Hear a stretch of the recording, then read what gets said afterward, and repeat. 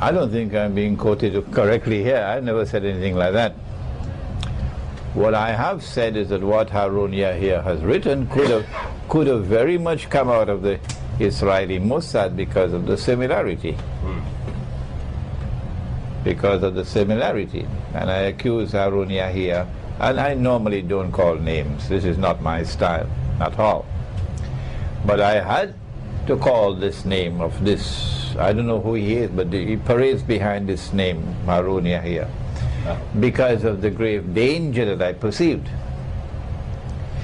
In his book on Imam al-Mahdi and the end times, I think he wrote 100 books in order to be able to put out this one. That was 99 or 95% that dazzled the world, and here was the poison.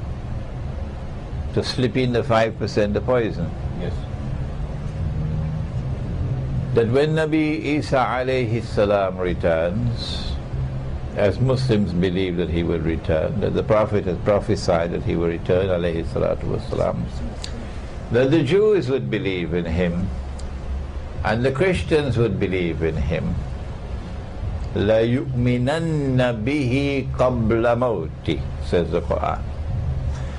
And since the Muslims already believe in him, that when Nabi Isa alayhi salam returns, according to this fanciful fairyland theory of Harun Yahya, Christians, Muslims and Jews are going to embrace each other in a fraternity, a wonderful fraternity.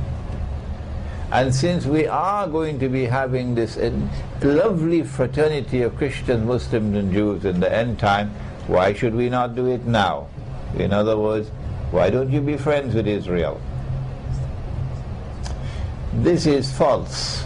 This is not the correct interpretation of the Quran. When Nabi Isa alayhi salam returns, I spoke in a synagogue in New Jersey before 200 Jews.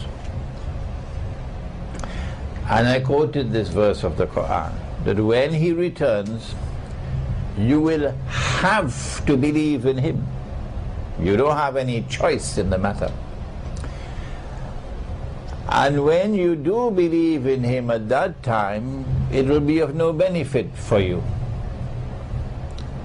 For he will give evidence against you, and you go into the hellfire. I don't know where I got the courage from, but I still have that courage. But when the lecture was over, they surrounded me. I was surrounded by a whole sea of Jews. Of course, they never invited me again after that. But they wanted to know, why should we be forced to believe in something that we do not believe in, we reject. And my answer was that at that time the veils are going to be removed from off your eyes.